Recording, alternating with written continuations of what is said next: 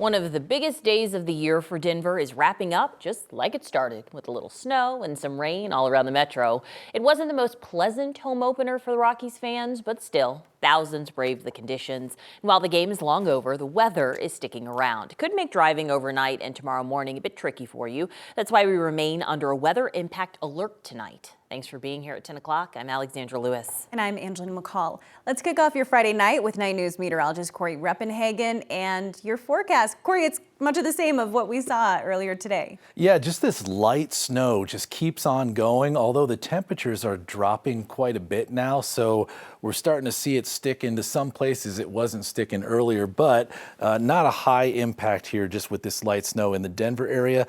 Out on the outer edge of town here, having a little bit more impact, especially up 285 into the foothills and parts of the Palmer Divide right now. So these snow showers, these light showers will continue until about midnight tonight and about sunrise in the foothills, where we could see another 3 inches of snow possible in some areas here going overnight from this point forward, and maybe another ½ inch or so here along the core part of the Denver metro area. So we're not quite done with the snow yet, and the cold is really starting to set in here. You can see the wet streets here in Denver and those low clouds. Temperatures here into the 20s already, dropping potentially down to the low 20s. So we could start to see some isolated patches of ice tomorrow morning and some patchy fog as well. Here's your day in Denver tomorrow, starting out with clouds, getting up into the sun, and we'll get those temperatures up there to about 40 degrees. So let's get a report from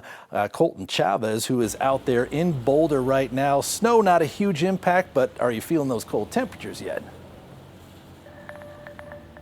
Corey, tell them to bring me home from Boulder. It continues to get colder with every hour that we sit out here. Like you said, right now, a light drizzle, snow and drizzle mixed together. I'll let the people at home decide what word they should make out of all of that. But the temperatures continue to drop, and that's something that we continue to see here. And one thing that I do want to point out is, if you take a look behind me here, this is the intersection of Arapahoe and 28th Avenue, and there's puddles all along this area because we're continuing to see this snow hit the ground and basically melt right away. But you heard Corey talk about how temperatures continue to drop, and that could mean some slick roads overnight and into tomorrow morning. Now we have a busy city here in Boulder. It's a Saturday. Everybody's going to want to get their weekend going, so that is something that you should be looking out for. As far as the snow that continues to fall from the sky, very light and doesn't seem to be sticking around very long, but we'll continue to monitor those conditions for you here in Boulder. But for now, I'll send it back to Angeline and Alex in the studio.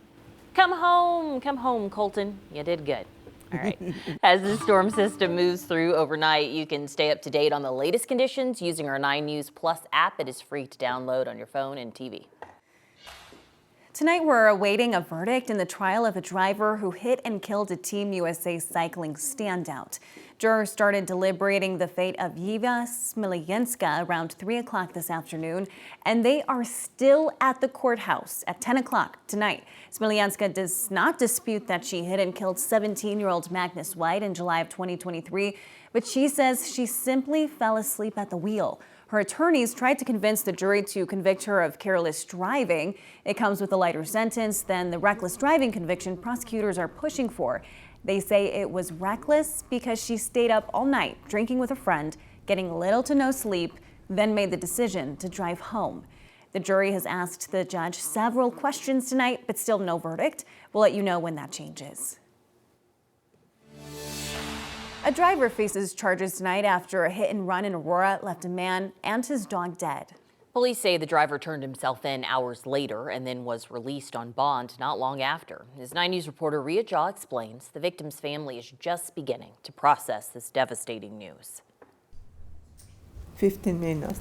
We used to walk the dogs in the morning and evening. It was supposed to be a 15-minute walk around the block, and Alberto Betrago was supposed to come back. I'm still waiting for those 15 minutes. My name is Luz Betrago, and I'm his wife. She's sitting beside her 2 nieces, Valerie and Natalie Munoz, who grew up watching the bond she shared with her husband. Their relationship was probably like in the movies. Luz, Alberto, and Nova. A little family of 3. Their 2-year-old golden doodle. Around 7:30 Thursday night, while Alberto was walking Nova, police say a driver came speeding up East Wesley Drive and lost control of their car. Luz felt it. When I saw so many cars and everything, I said, my husband. Alberto died in the hospital later that night.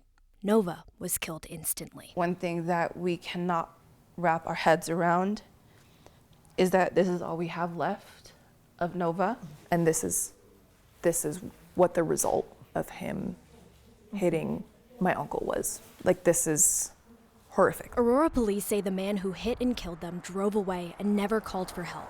73-year-old Michael Graham Hyde turned himself in around 3 a.m. and bonded out hours later. He paid $1,000, and to us the system is saying that my uncle's life and Nova's life is worth $1,000. That person should not have a car. That person should be in jail. The family is speaking out now because they know they can't rewind. But if they could, they would do anything to get back those 15 minutes that have now turned into a lifetime. Nobody teaches me how I can continue my life without my husband. We have plans. And now, those plans do not exist anymore.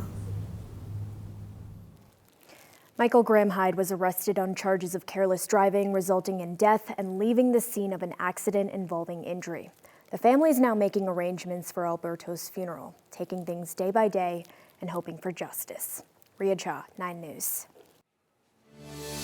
Another painful day on Wall Street. For a second day, the Dow plunged, this time by more than 2,200 points, closing the worst week since 2020. The nosedive came just hours after China retaliated against the U.S., imposing 34% retaliatory tariffs on U.S. goods.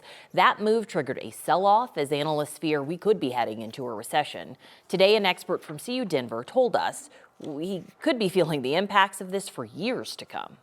It will take a long time to build the confidence and assurances for investors that the next president isn't going to change this, because this was an executive order, not a legislative action, and that that the payoffs are going to be obvious enough to a Democratic base that is going to stay behind this and provide the support to continue a policy in the long run that fundamentally is going to reduce total income in America and increase prices.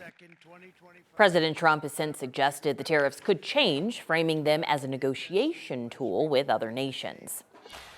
A man accused of a list of code violations at now shuttered apartment buildings in Aurora claims the city is unfairly targeting him because he's an Orthodox Jew. Zev Baumgarten pled not guilty today to dozens of criminal code violations. They're related to properties owned by CBZ Management. In a motion, an attorney explained he plans to argue Baumgarten cannot be held responsible for the violations because they were not his fault and because the city has singled him out for prosecution because of his religion. The city filed 7 cases against Baumgarten, each with about 24 violations for the condition of the Whispering Pines apartments and the Edge at Lowry apartments. Each violation carries a maximum sentence of 364 days in jail. LLCs own the properties, but city officials believe Baumgarten was the owner's local person on the ground responsible.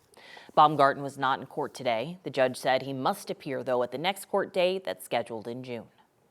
A controversial proposal to install a secure vestibule at East High School has been put on hold.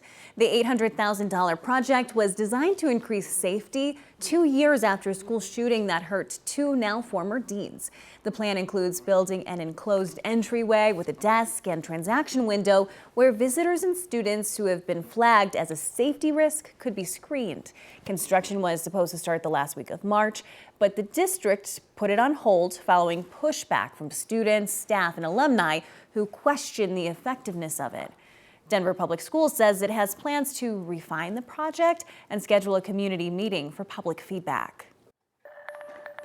A months-long improvement project on I-25 in Denver begins this weekend. CDOT will resurface the 5 miles of the interstate from Alameda to 44th Avenues.